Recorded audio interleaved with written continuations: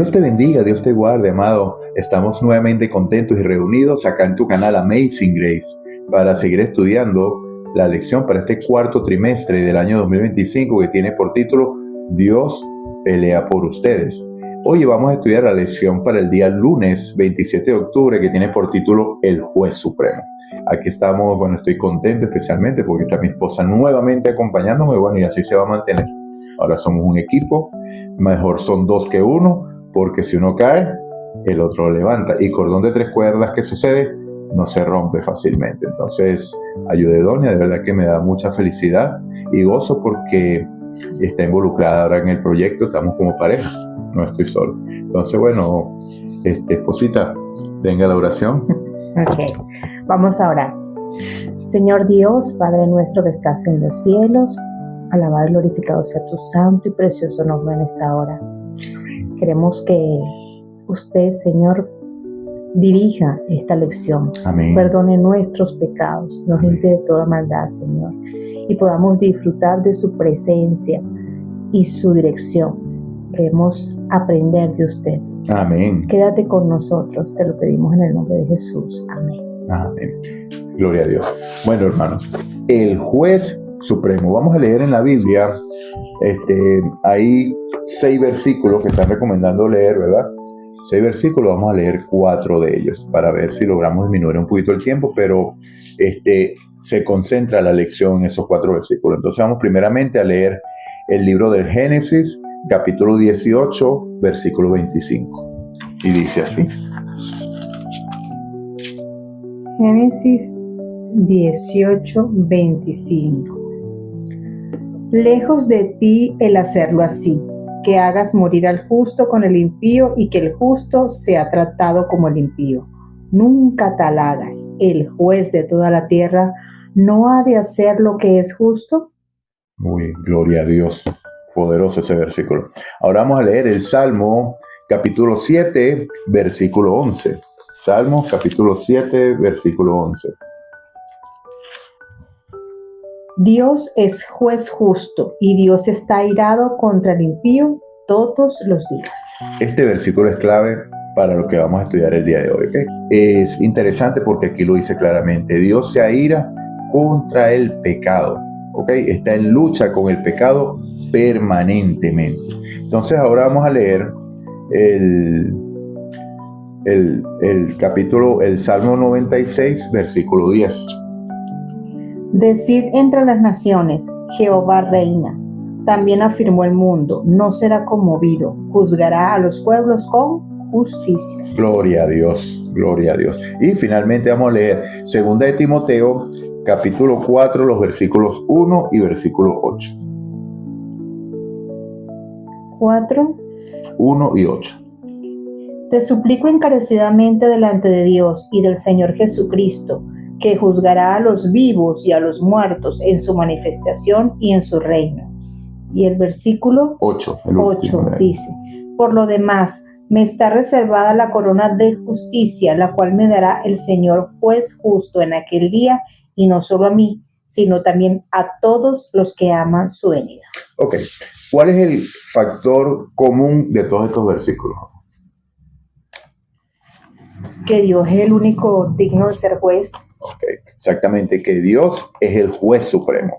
Ok, todos los versículos destacan a Dios como juez. ¿Por qué nosotros como hombres no podríamos juzgar estas causas? Porque nuestra justicia, ¿cómo es? Pues nosotros no hay nada bueno. Exactamente, nosotros no somos justos, en nosotros no hay justicia. Y cuando tratamos de establecer justicia, la fundamentamos en nuestra experiencia, en nuestra conveniencia.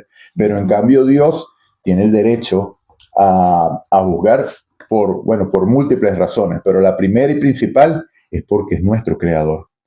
Usted no estuviera respirando, yo no estuviera respirando, mi esposa no estuviera respirando si no es por la misericordia de Dios. Entonces, ¿quién es el que tiene derecho a juzgar todas las cosas? Aquel que nos da todo, que nos da desde este aire que respiramos, que ya lo hemos dicho en las lecciones anteriores, de que lo damos por hecho que nos pertenece. Y no es así. Este aire que respiramos es el soplo de la vida de Dios que nos lo mantiene. O sea, ¿hasta cuándo vamos a estar respirando? Hasta que el juez del universo lo determine. Hay que partir de que Dios está en lucha constantemente. Dios es un guerrero. Dios es nuestro Padre. Dios es el Rey. Pero Dios también es el juez.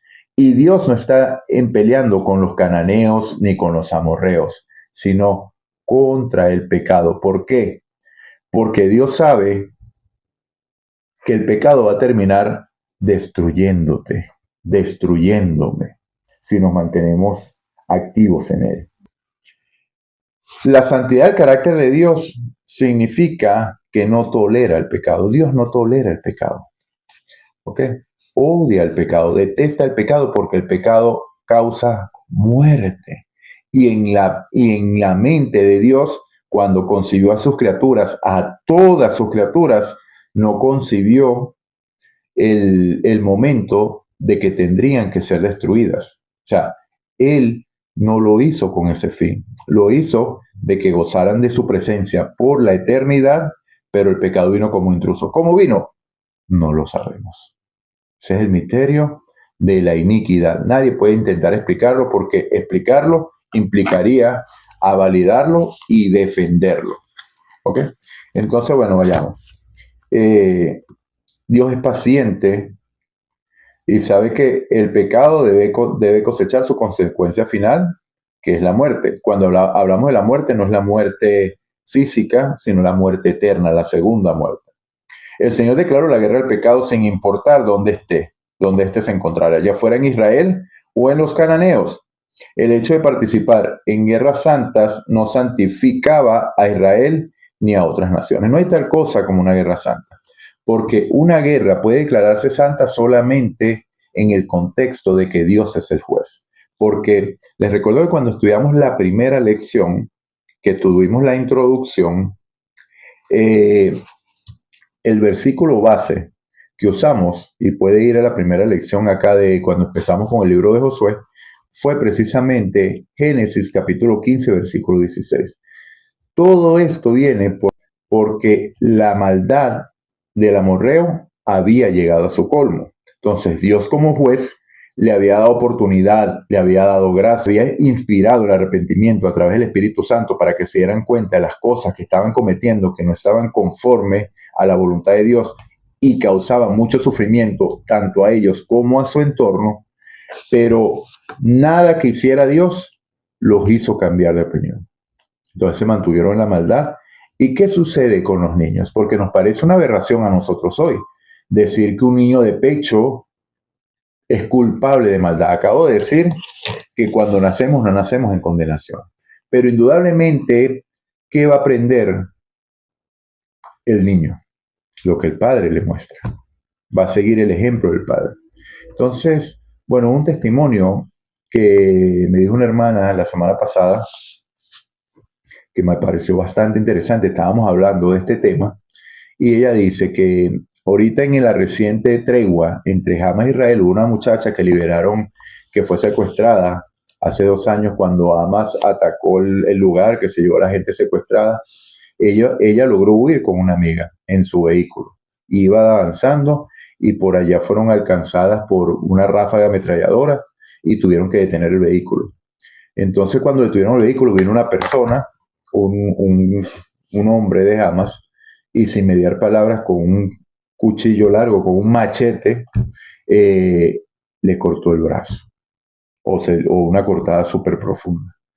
Ella después fue asistida cuando estando allá con un veterinario, pero ella dice, cuando da el testimonio, digo la muchacha esta, la víctima, ¿no?, del secuestro, de que cuando llegó al lugar donde la tenían, aparentemente era la casa de uno de estos hombres que forma parte de Hamas. Y dice que ahí estaban los niños, jugando entre los armamentos, jugando entre ellas, viendo ahí cómo secuestraban, viendo cómo las maltrataban, viendo cómo les gritaban, viendo todo el trato que le dieron, y para los niños lo veían normal. Entonces, precisamente, cuando esos niños crezcan, ¿qué van a hacer? ¿O cuál es la tendencia que van a tener? Entonces, precisamente por eso, nada de que Dios hiciera iba a hacer esta gente a hacerlos cambiar de decisión.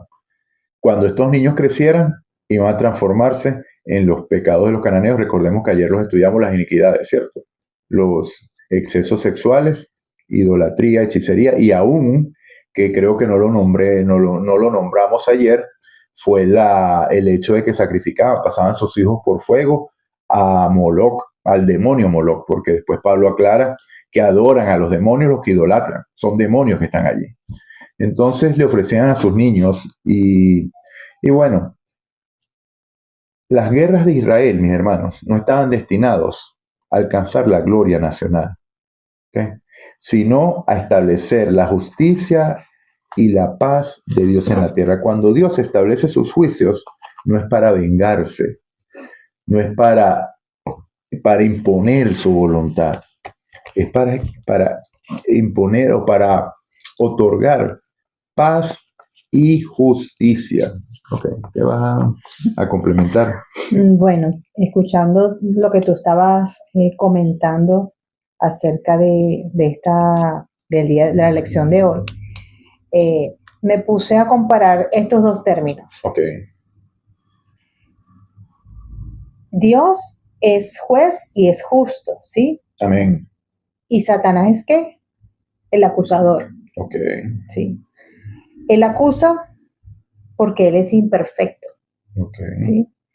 Ese es el lado, esa es su condición. Entonces, eso es a lo que él se dedica. Entonces nosotros debemos tener mucho cuidado de no querernos colocar en el lado del acusador, porque a veces juzgamos y en vez de pensar que estamos juzgando, estamos haciendo lo que estamos acusando, ¿sí? Okay.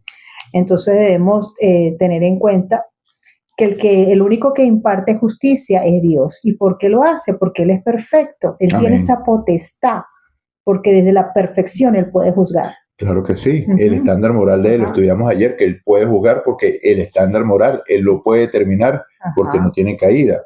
Y segundo, sí. Por eso es que decimos que el único que hace justicia es Dios.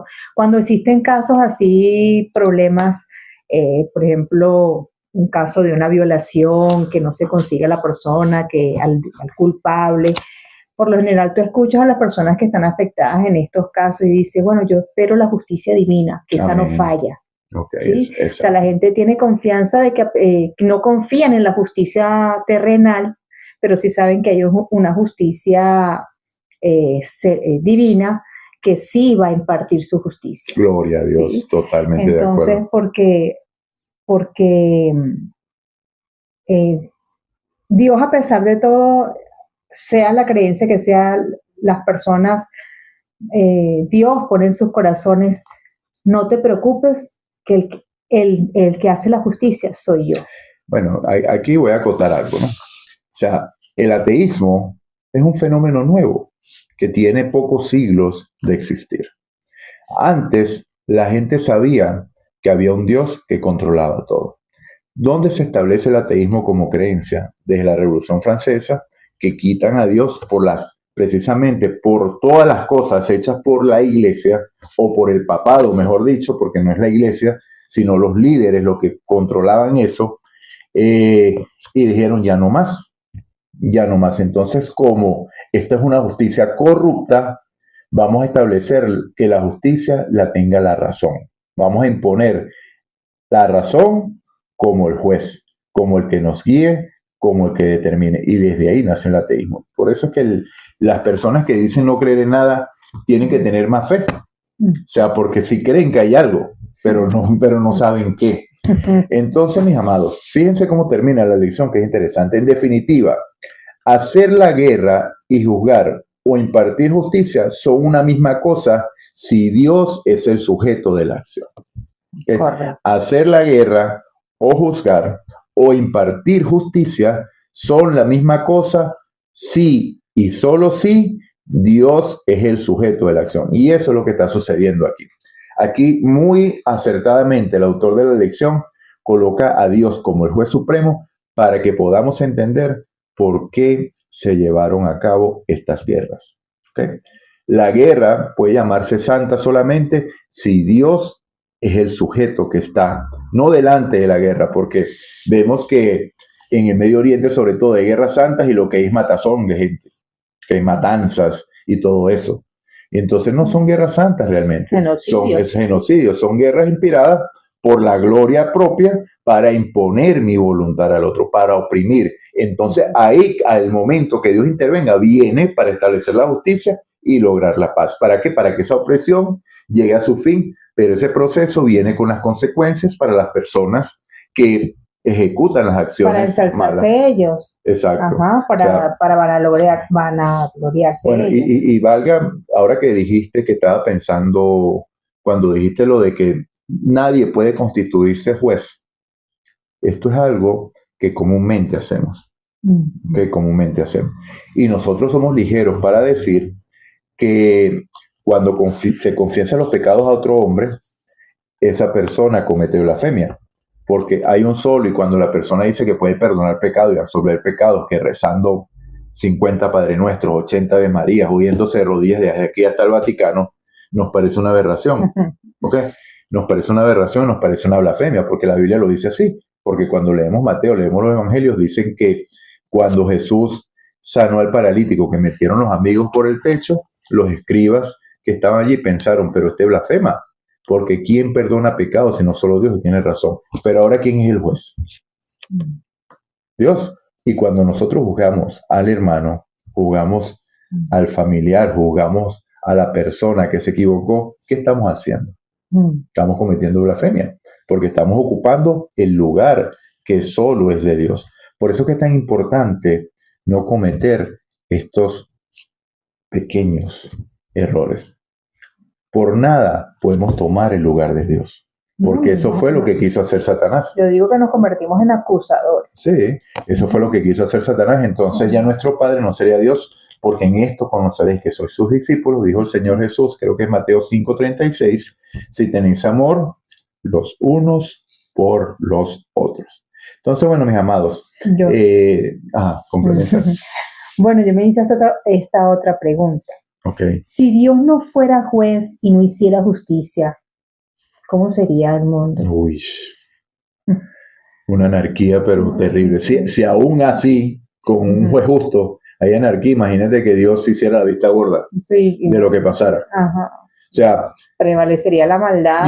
Yo quiero que ustedes se pongan en la mente una mujer entregando su hijo al esposo o a un sacerdote para meterlo dentro del demonio Moloch, porque era un horno de fuego que había allí. Y entonces, para buscar el favor del demonio Moloch, tiraban a los niños dentro de ese horno vivos. Entonces, piense eso y piense que Dios tuvo que hacer y ejecutar su sentencia, y para eso usó el pueblo de Israel. Entonces, ¿se está estableciendo justicia o se está cometiendo una gran maldad liderada y mandada y ordenada por Dios? ¿Qué es lo que se estaba haciendo allí? ¿Qué culpa tenía esa criatura de la errada creencia de sus padres? Mi amado, Dios, en cambio, nunca va a pedir un sacrificio de usted. O sea, vamos a entender. Porque si pide un sacrificio, que nos entreguemos como sacrificio vivo y agradable delante de Él. Entregar su vida negando el yo. O sea, es un sacrificio que tenemos que hacer. Pero no un sacrificio de sangre. ¿Por qué? Porque ya Él mismo murió por amor a ti, por amor a mí. El amor, yo le puedo decir a mi esposa, no, mi amor, yo te amo. Pero le caigo a palo todos los días. Qué gran amor es ese. Pero Dios demostró su amor. Y por cierto, no le pego. Me voy a decir que es una confesión, ¿no? El Padre demostró su amor, o Dios demostró su amor dándonos a su Hijo para que todo aquel que en Él cree no se pierda, sino que tenga vida eterna. Y aprovecho y te digo, amado, si aún no lo has aceptado, aún la gracia está abierta, pero no por mucho tiempo.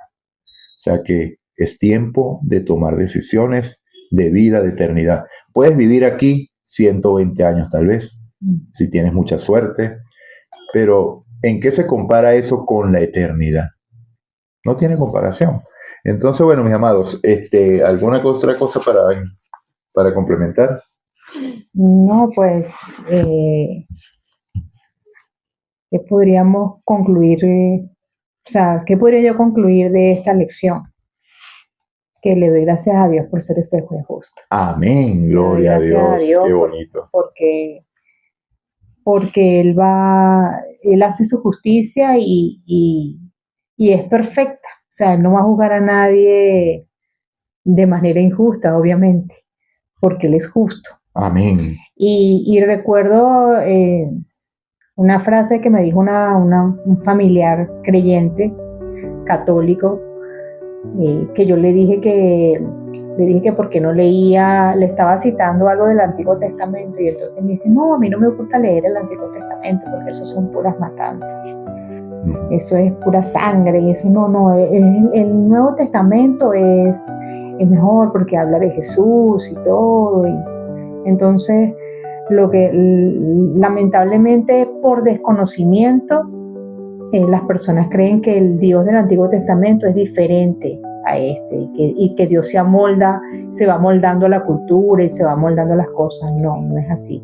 Dios es el mismo ayer, hoy y siempre lo será. Amén. Y esa justicia va a prevalecer hasta el fin, y esa justicia también se va a terminar de establecer pues cuando Cristo Jesús venga en las nubes de los cielos, y ya allí va a terminar todo ese juicio, y pues estaremos con Él por siempre. Gloria a Dios, gloria a Dios. Así mismo es. Bueno, mis amados, recuerda darle me gusta, compartir el video para que tú seas parte de la predicación del Evangelio.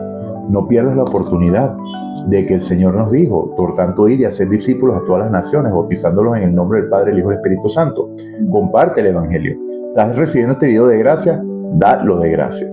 Bueno, preguntas para el día de hoy. ¿Quién es el juez de toda la tierra? Lo estudiamos en toda la lección. Segunda pregunta. ¿Por qué el veredicto del juez es sinónimo de justicia? Tercera pregunta. ¿Conoce las intenciones del corazón? ¿Conoce Dios las intenciones del corazón? Cuarta pregunta. ¿Dios destruye al pecado y al pecador aún los tiene? No, que me perdí para ver.